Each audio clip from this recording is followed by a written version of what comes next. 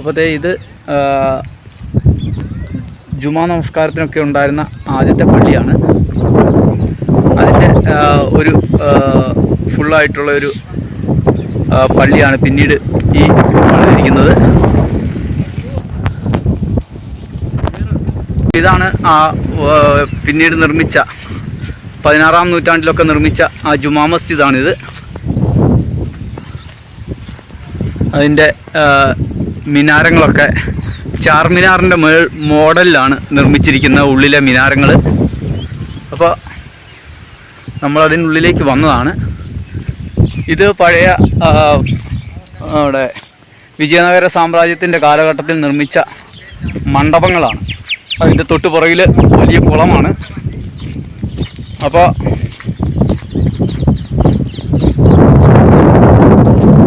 ഇതിൻ്റെ ഉള്ളിലാണ് ചാർമിനാർ സ്ഥിതി ചെയ്യുന്നത്. ചാർമിനാറിൻ്റെ മിനി വേർഷനാണ്, ജുമാ മസ്ജിദാണ്. അപ്പോൾ ഇത് 16-ാം നൂറ്റാണ്ടിൽ നിർമ്മിച്ചതാണ്. 12-ാം നൂറ്റാണ്ടിൽ നിർമ്മിച്ച നിർമ്മിതികളാണ്. അത് ആ കാണുന്നതൊക്കെ കരിങ്കല്ലിൽ തീർത്തവ.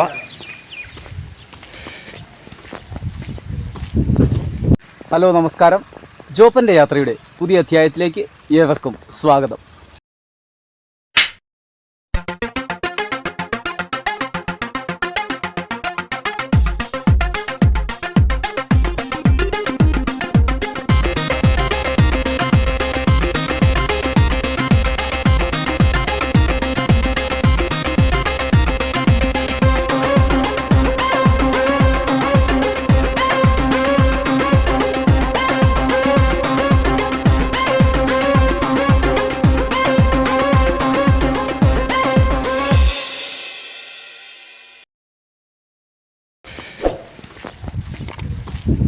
അപ്പം നമ്മൾ ജുമാ മസ്ജിദ് കാണാൻ വേണ്ടി അകത്തേക്ക് കയറുകയാണ്. ഇതാണ് മിനി ചാർമിനാർ എന്നറിയപ്പെടുന്ന ആ ജുമാ മസ്ജിദ്.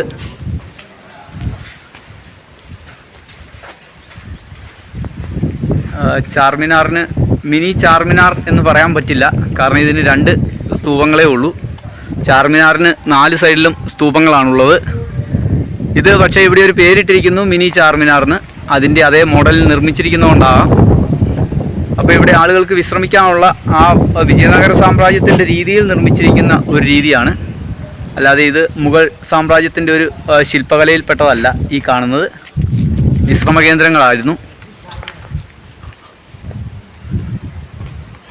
അപ്പോൾ നമ്മൾ പുറത്തോട്ട് പോവുകയാണ്. ഇത് വിജയനഗര സാമ്രാജ്യത്തിൻ്റെ കാലഘട്ടത്തിൽ നിർമ്മിച്ചിട്ട് അതിന് ശേഷം അതിന് മെയിൻ്റനൻസ് വരുത്തിയതാണ്. ഇത് കണ്ടോ, കരിങ്കല്ലിൽ നിർമ്മിച്ചിട്ട് അതിൻ്റെ പുറത്ത് കുമ്മായം തേച്ചെന്ന് മാത്രമേ ഉള്ളൂ. അതിൻ്റെ ഒരു രീതിക്ക് മാറ്റം വരുത്തിയെന്ന് മാത്രം. പൊളിച്ചു പണിതു. പക്ഷേ 12-ാം നൂറ്റാണ്ടിൻ്റെ ഒരു നിർമ്മിതി തന്നെയാണിത്. അപ്പം നമ്മൾ താഴെ ഉള്ളിൽ ഒരു ക്ഷേത്രമുണ്ട്, അതിലേക്ക് പോവുകയാണ്. ഇതുണ്ട്, ബ്രിട്ടീഷുകാരുടെ കാലത്ത് കൊണ്ടുവന്നിരുന്ന പീരങ്കിയൊക്കെ ഇവിടെ കിടക്കുന്നത് കാണാം. നല്ല കാറ്റുണ്ട് കേട്ടോ. ചിലപ്പോൾ സൈക്കിൾ വരുമ്പം പടലയടിച്ച് കിടക്കുന്ന കാണാം. കുടിവെള്ളമൊക്കെ എഴുതി വെച്ചിട്ടേ ഉള്ളൂ, വെള്ളമൊന്നുമില്ല. സൗകര്യങ്ങളൊക്കെ വളരെ കുറവാണെന്ന് തോന്നുന്നു. അല്ല, ഇപ്പുറത്തുണ്ട് കേട്ടോ, ഇപ്പുറത്ത് കൂളർ ഫിറ്റ് ചെയ്തിട്ടുണ്ട്. ഇതാണ് ഒരു പീരങ്കി. ഇവിടുത്തെ പീരങ്കിയാണ്, ബ്രിട്ടീഷുകാരുടെ കാലത്ത് കൊണ്ടുവന്ന പീരങ്കിയാണ്. പക്ഷെ അത് ഇപ്പോൾ മാറ്റിയിട്ടിരിക്കുകയാണ്. സംരക്ഷണമൊന്നുമില്ല. ഇത് ആ ഒരു ക്ഷേത്രമായിരുന്നു, അതിപ്പോൾ മൊത്തം അടച്ചിട്ടിരിക്കുകയാണ്. പിന്നെയുള്ളത് ആ ഭാഗത്ത് കാണുന്ന ഒരു വലിയ ക്ഷേത്രമാണ്. അപ്പോൾ നമ്മൾ അങ്ങോട്ടേക്ക് പോവുകയാണ്. നമ്മുടെ സൈക്കിൾ അവിടെ ഇരിപ്പുണ്ട്, കുഞ്ഞി അവിടെ സേഫാണെന്ന് തോന്നുന്നു. അപ്പം നമ്മൾ ക്ഷേത്രത്തിൻ്റെ ഭാഗത്തേക്ക് പോവുകയാണ്. എത്രയും പെട്ടെന്ന് ഇറങ്ങിപ്പോകണം, കാരണം നമ്മുടെ സബ്സ്ക്രൈബേഴ്സാണെന്നും പറഞ്ഞുകൊണ്ട് വരുന്ന ആളുകളൊക്കെ ഇപ്പം നമ്മുടെ ഫ്രെയിമിലോട്ട് കയറി നിൽക്കുന്നൊരു കൈ വീശുന്നൊരു രീതിയൊക്കെ ആയി മാറിയിട്ടുണ്ട്. നമ്മൾ തമിഴ്നാട്ടിൽ വെച്ച് അനുഭവിച്ചതാണ് നമ്മുടെ ഫ്രെയിമിൽ കയറി നിന്ന് കൈ വീശുന്ന പരിപാടി. അതുപോലെ തന്നെ ഇവിടെ വെച്ചും നമുക്ക് സംഭവിച്ചതാണ്, കാളഹസ്തി വെച്ച്. പിന്നെ ആ വീഡിയോ എല്ലാം എടുത്ത് ഡിലീറ്റ് ചെയ്ത് കളയേണ്ടി വന്നു. അതൊന്നും നമുക്ക് ഉൾപ്പെടുത്താൻ പറ്റിയില്ല, കാരണം നല്ല സീനുകൾ ഷൂട്ട് ചെയ്തുകൊണ്ടിരിക്കുന്ന ഇടയ്ക്ക് കയറിയിട്ട് കൈ പൊക്കി കാണിക്കലും കാല് പൊക്കി കാണിക്കലും. അപ്പോഴത്തേ നമ്മൾ നടന്ന് ആ വലിയ കാന്യോൻ്റെ അടുത്തോട്ട് എത്തിയിട്ടുണ്ട്. അതിന് തൊട്ട് മുമ്പിലാണ് ഈ വിശാലമായ ഒരു ക്ഷേത്രം സ്ഥിതി ചെയ്യുന്നത്. ഇവിടെ മുൻപ് മനോഹരമായ രീതിയിൽ ആർക്കിയോളജിക്കൽ ഡിപ്പാർട്ട്മെൻറ്റ് ഇത് ഏറ്റെടുത്തപ്പോൾ ചെടിച്ചട്ടിയൊക്കെ വെച്ച് ചെടികളൊക്കെ വെച്ച് സംരക്ഷിച്ചിരുന്നതാണ്. പിന്നീട് അത് എന്തു പറ്റിയെന്നറിയില്ല, ചട്ടികൾ മാത്രം മിച്ചമായി, ചെടികളൊന്നുമില്ല. അപ്പോൾ നമ്മൾ ആ ക്ഷേത്രത്തിനുള്ളിലേക്ക് വന്നതാണ്. ആ വിജയനഗര സാമ്രാജ്യത്തിൻ്റെ കൃഷ്ണദേവരായരുടെ കാലത്ത് 12-ാം നൂറ്റാണ്ടിൽ നിർമ്മിച്ച ആ ക്ഷേത്രമാണ് ഇത്. ആ ക്ഷേത്രത്തിലെ ശില്പങ്ങളും കൊത്തുപണികളുമെല്ലാം ആ ഹംപിയുടെ മോഡൽ തന്നെയാണ് ഇവിടെയും നിർമ്മിച്ചിരിക്കുന്നത്. 2 പ്രധാന ക്ഷേത്രങ്ങളായിരുന്നു ഇവിടെ ഉണ്ടായിരുന്നത്.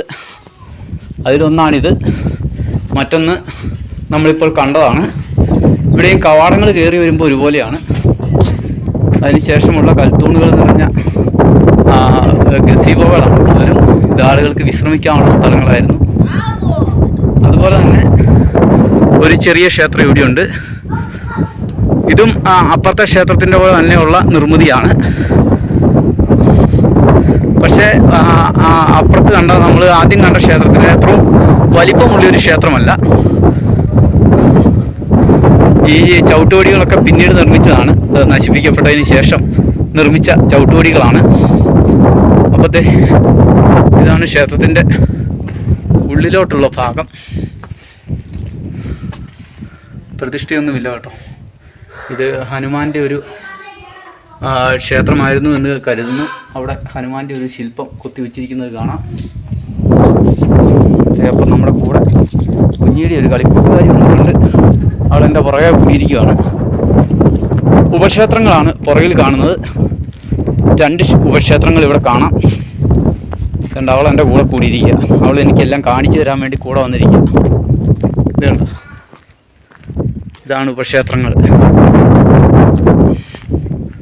1, 2. ഇത് കൽമണ്ഡപങ്ങളാണ്. പ്രധാന ആചാര്യനൊക്കെ അല്ല, അതിൻ്റെ പുറകിൽ പ്രതിഷ്ഠയ്ക്കുള്ള ഒരു കൊത്തുപണി കാണുന്നുണ്ട്. അപ്പം ശിവപാർവതിയാണല്ലോ ഇതിൻ്റെ ഉള്ളിൽ. ഹനുമാനുണ്ട്, ശിവപാർവതിയല്ല.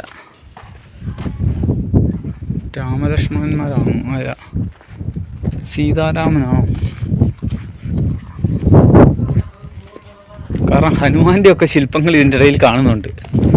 പിൽക്കാലത്ത് കുത്തിയതാണോ മുൻകാലത്തോ തന്നെ ഉള്ളതാണോ എന്നറിയില്ല. അപ്പോൾ ക്ഷേത്രത്തിൻ്റെ മറ്റൊരു സൈഡിലോട്ട് ഞാൻ വന്നു.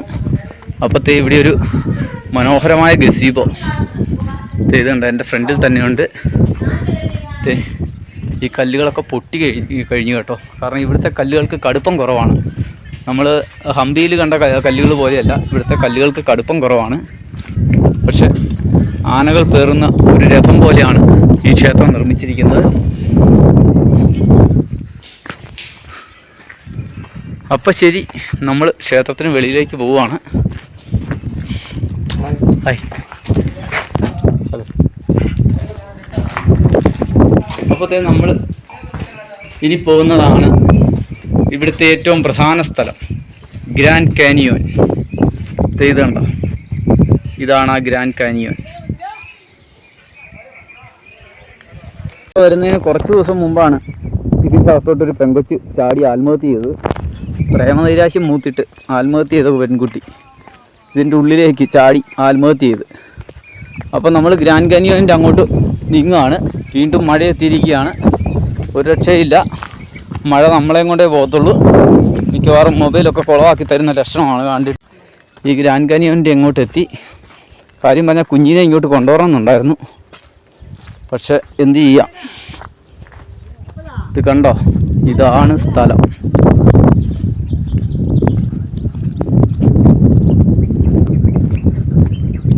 ഭയങ്കരം തന്നെ, സമ്മതിക്കണം. നടുവിൽ വലിയൊരു നദി ഒഴുകിപ്പോകുന്നു. പെന്നിയാർ റിവറാണിത്.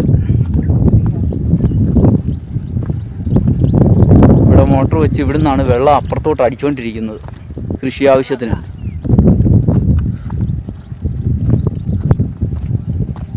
ഇത് കാണാനാണ് ആളുകൾ വരുന്നത്. ഇതുപോലെ തന്നെ മറ്റൊരു കാന്യോനുള്ളത് അമേരിക്കയിലാണ്.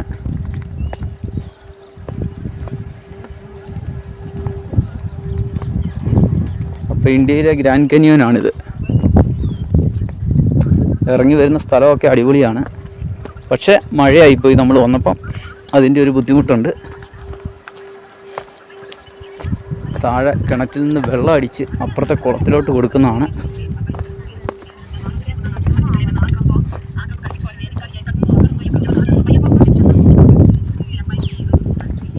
മഴ കുറയുവാണെങ്കിൽ കുഞ്ഞിനെ ഒന്ന് കൊണ്ടുപോകണം, അതാണ് എൻ്റെ ലക്ഷ്യം.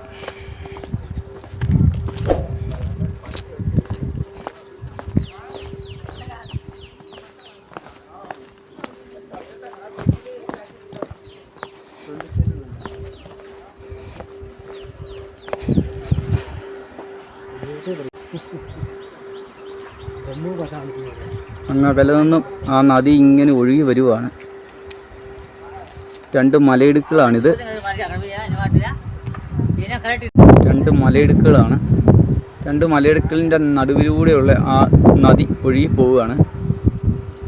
അടുക്കടുക്കായിട്ടുള്ള കല്ലുകൾ. നമ്മൾ തിരുപ്പതിയിൽ നിന്നും ഘാട്ട് കയറി വരുമ്പോഴും ഇതുപോലെയുള്ള അടുക്കടുക്കുള്ള കല്ലുകളാണ് കാണുന്നത്. ഇത് കാലക്രമേണ വെള്ളത്തിൽ അലിഞ്ഞു ചേരുന്ന ഒരു ചുണ്ണാമ്പ് കല്ലാണ്. ആ ചുണ്ണാമ്പ് കല്ലുകൾ അലിഞ്ഞു തീർന്നതിന് ശേഷം വ്യത്യസ്തമായ ഡിസൈനുകൾ വന്ന് വീണിരിക്കുന്നതാണ്. പല അടുക്കുകളാണ് ഈ കല്ലുകൾ.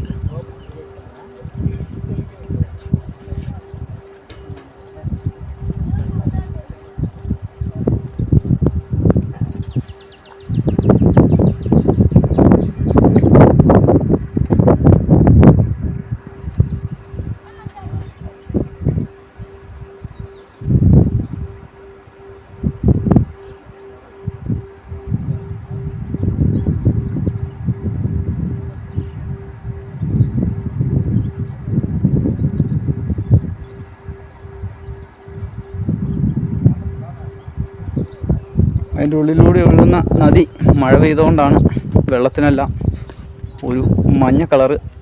പിന്നെ ഈ കല്ലിൻ്റെ കളറാണല്ലോ, ചുണ്ണാമ്പ് കല്ലാണ്, അതിൻ്റെ കളറേ ഉള്ളൂ വെള്ളത്തിന് കിട്ടത്തുള്ളൂ.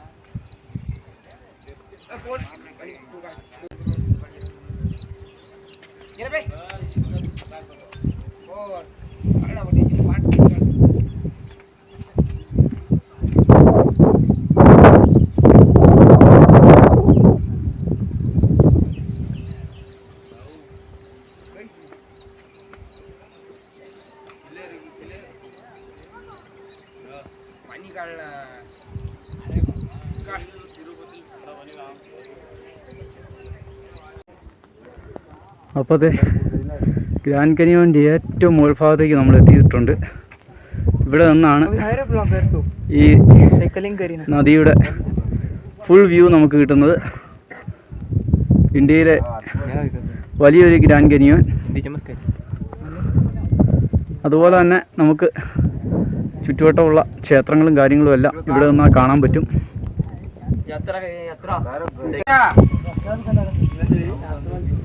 അപ്പോൾ നമ്മൾ ഗ്രാൻഡ് കാന്യോൻ്റെ മറ്റൊരു ഏരിയയിലോട്ട് വന്നതാണ്. നല്ല കാറ്റടിക്കുന്നുണ്ട്. മൊബൈലും ഞാനും ഒക്കെ പറന്നു പോകാൻ സാധ്യതയുണ്ട്. നമ്മൾ വന്ന വഴി ആ ഭാഗത്തൂടെയാണ് വന്നത്. അതിനുശേഷം ഇവിടുന്ന് കറങ്ങി അതിനെ ചുറ്റിയാണ് നമ്മൾ പോയത്. ആ സൈഡിലൂടെ തന്നെയാണ് നമ്മൾ താഴോട്ട് പോകുന്നത്. നല്ല മഴ തുടങ്ങിയിട്ടുണ്ട്. അപ്പോൾ ഇനി ഇവിടെ നിന്ന കാര്യങ്ങൾ ഓടില്ല. അതുകൊണ്ട് നമ്മൾ താഴോട്ട് പോവുകയാണ്. മൊബൈലിൻ്റെ കാര്യം അല്ലെങ്കിൽ ഒരു പണിയാവും. അങ്ങേ സൈഡിൽ നിന്ന് നോക്കുമ്പോൾ ഈ പാറകളും അതുപോലെ തന്നെയാണ് നമുക്ക് കാണാൻ സാധിക്കുക. അപ്പോൾ നമ്മൾ പതിയെ താഴേക്ക് പോവുകയാണ്. കുഞ്ഞി അവിടെ നനഞ്ഞു കുളിക്കുമായിരിക്കും. അപ്പോൾ ഗ്രാൻഡ് കാന്യോൻ്റെ വരണം എന്നുള്ള ആ ആഗ്രഹം, വലിയ ആഗ്രഹം സാധിച്ചിരിക്കുകയാണ്. അപ്പോൾ തന്നെ അതെ, ഇവിടെ നമ്മുടെ കുറച്ച് സബ്സ്ക്രൈബേഴ്സ് ഇവിടെ നിൽപ്പുണ്ട് കേട്ടോ. Hello bro. ആ വേഗ ഇതാണ് അവരുടെ ആവേശം. ജയ് ശ്രീരാം. ആ ആ അപ്പൊ എല്ലാരും ദേ കൈവീശി കാണിക്കുന്നുണ്ട്. ഓക്കെ, അപ്പൊ നമുക്ക് യാത്ര തിരിക്കാം. മഴയത്ത് കണ്ട ആളുകളാണ്. कड़पा मैं कड़पा आया था ओ ओ आया था और वो दरगाह का सामने एक दिन सोया भी है काजा भाई का दुकान में. काजा भाई है ना, वो दरगाह का सामने दुकान है ना. हाँ, वो पहला सऊदी में काम किया. हाँ, हम पंजान है. मैं उधर ही काजा भाई का पुराना दुकान में सो गया उसी दिन. अकेला था. तुम यूट्यूब चैनल बोलो. हाँ, ओके ओके ओके. जोपन यात्रा. ओके जी. हाँ, ओके जी, शुक्रिया. बारिश बहुत है, आराम से जाना. पत्थर पूरा स्लिपरी है. നല്ല മഴയാണ്. ഞാനൊരു 3 മണിയായപ്പോൾ ഇവിടെ വന്ന് കയറിയതാണ്. ഇതൊരു ആശ്രമമാണ്. ഇതിൻ്റെ തൊട്ടപ്പുറത്തൊരു ഗ്രാമമുണ്ട്, സ്കൂളുണ്ട്. ഈ സൈഡിലും കുറച്ച് കടകളും കാര്യങ്ങളും ഒക്കെ ഉണ്ട്. അപ്പോഴത്തെ ഇതൊരു മനോഹരമായ ഷെഡാണ് കേട്ടോ. ഇതുണ്ടോ, പുല്ലുകൊണ്ട് മേഞ്ഞ ഒരു ഷെഡ്. അവിടെയാണ് ഞാൻ ഇരിക്കുന്നത്. അപ്പോൾ ഇവിടെ വന്ന് ചോദിച്ചപ്പോൾ ഇവരെല്ലാം ഇവിടെ കുറേ പേര് ഇരിപ്പുണ്ട്. പക്ഷേ ഇരുട്ടായതുകൊണ്ട് അവരുടെ മുഖമൊക്കെ കാണിക്കാൻ ബുദ്ധിമുട്ടാണ്. ഇവരെല്ലാം ഇവിടെയുണ്ട്. പക്ഷേ ഇതുണ്ട്, ഈ ഗ്രാമത്തിലെ ആളുകളാണ് മുഴുവൻ. ഇവിടെ സാറൊക്കെ ഇരിപ്പുണ്ട്. കുഞ്ഞി ഇവിടെ ഇരിപ്പുണ്ട് കേട്ടോ. അതുകൊണ്ട് ഉണ്ടക്കണ്ണ് കാണിക്കുന്നത്. പക്ഷേ ഒരു രക്ഷയില്ല ഇവിടുന്ന് വെളിയിൽ പോകാൻ. ഇതുണ്ട്, മഴയാണ്. ഈ ആശ്രമത്തിൻ്റെ ഒരു ഷെഡാണ് ഇത്, അതിനോട് ചേർന്നുള്ളൊരു ഷെഡാണ്. അപ്പോൾ ഇവിടെ നമ്മൾ ഇന്ന് കൂടുകയാണ്. ഇന്നത്തെ യാത്ര ഇവിടെ അവസാനിപ്പിച്ചു. ഇനി 3 ദിവസത്തേക്ക് മഴയാണെന്നാണ് കേട്ടത്. അപ്പം മിക്കവാറും ഇവിടെ തന്നെയാണ് നമ്മുടെ ജീവിതം. നമ്മുടെ സൈക്കിളൊക്കെ അവിടെ ഇരിപ്പുണ്ട്.